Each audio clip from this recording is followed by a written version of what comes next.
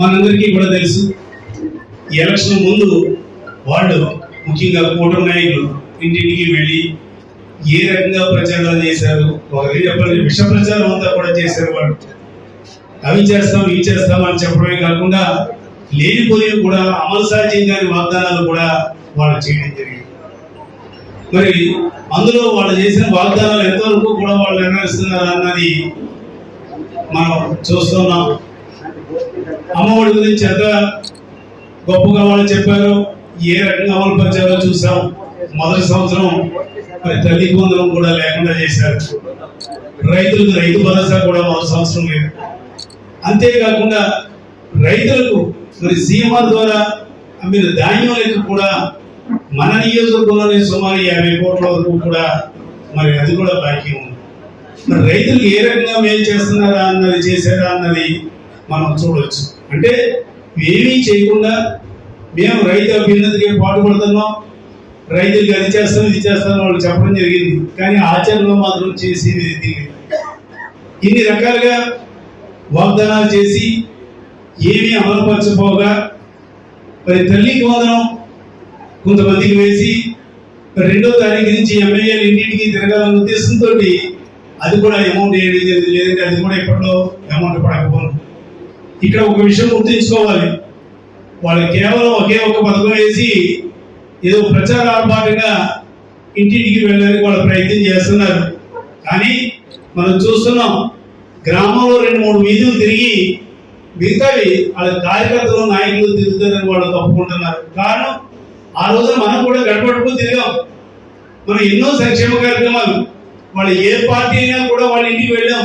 Party చూడలేదు, కులాలు చూడలేదు, మతాలు చూడలేదు. నాయకులు చెప్పినట్టుగానే ప్రతి వాళ్ళకి కూడా మీకు ఇది ఇచ్చాం మీకు ఇది ఇచ్చామని చెప్పాం. వాళ్ళు ఏ పార్టీ వాళ్ళైనా కూడా విన్నారు.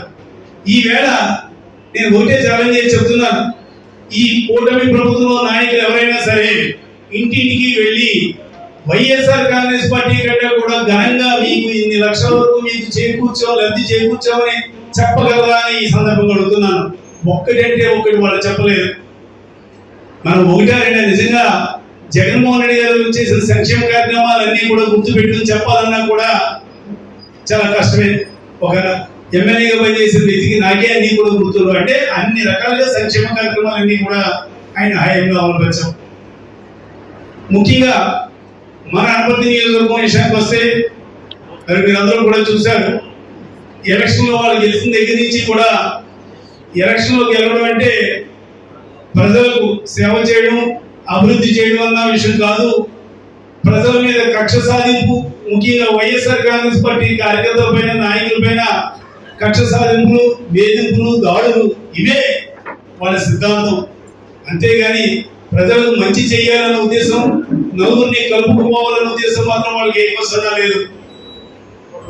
వాళ్ళు ఎన్ని రకాల దాడులు చేసినా కూడా ఒకే ఒక విషయం, మరి స్థానిక శాసనసభ్యుడు రామకృష్ణారెడ్డి ఒకటే చెప్తా ఉన్నా, మీరు ఎన్ని దాడులు చేయండి, ఎంత భయపెట్టండి, ఏమంటే చేయండి, కానీ మేము పిలుపునిచ్చిన ప్రతి కార్యక్రమం కూడా మేము అధికారంలో ఉన్నప్పుడు కంటే కూడా ఎక్కువ మంది అంటే మీ దాడులకి భయపడి మాత్రం ఎవరు ఉండరు.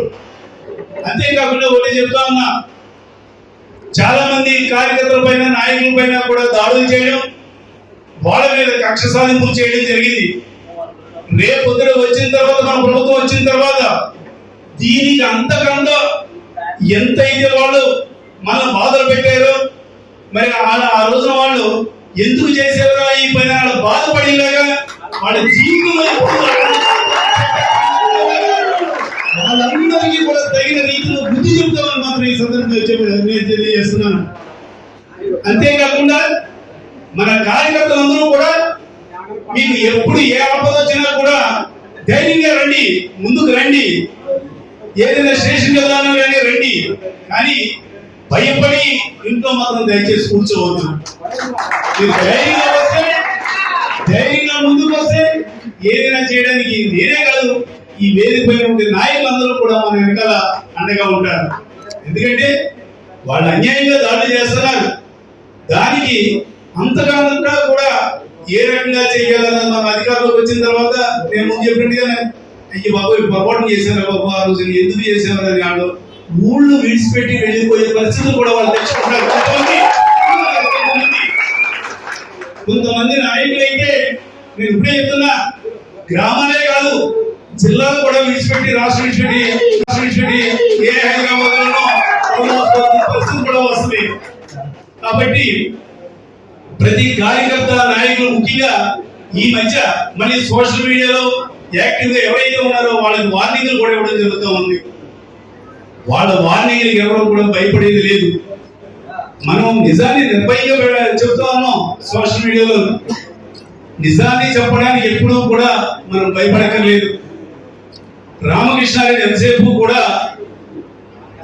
ఎదుటివాడిని నోరెత్తకుండా చేస్తే మనం ఎంత అవినీతి చేసినా ఎన్ని అక్రమాలు చేసిన వాళ్ళు కూడా ప్రశ్నించే వాళ్ళు ఉంటారు. ఎవరు కూడా మన అవినీతిని ప్రశ్నించకూడదు అనే సిద్ధాంతాన్ని నమ్మిన వ్యక్తి. అతను ఎన్ని అవినీతి కార్యక్రమాలు చేసినా ప్రతి దాన్ని కూడా ఎప్పటికప్పుడు ఎండగడతా ఉంటాం. ఎప్పటికప్పుడు కూడా అవినీతి కార్యక్రమాలు ఏం చేసినా కూడా దాన్ని వెంటాడుతూనే ఉంటారు. మాత్రం ఈ సందర్భంగా తెలియజేస్తున్నాను, ఎవరు కూడా దయచేసి కలపొద్దు.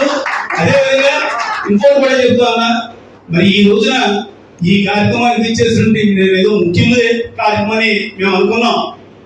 మరి పెద్దలు వేణు గారు రాగానే చెప్పారు, ఏమిటంటే మీరేమో ముఖ్యులు, ఏదో కొంతమంది అనుకున్నారు మేము ముఖ్యులే అనుకున్నామండి, కానీ మరి కార్యకర్తలు నాయకులు అందరూ కూడా ఉత్సాహంగా వచ్చారని చెప్పడం జరిగింది.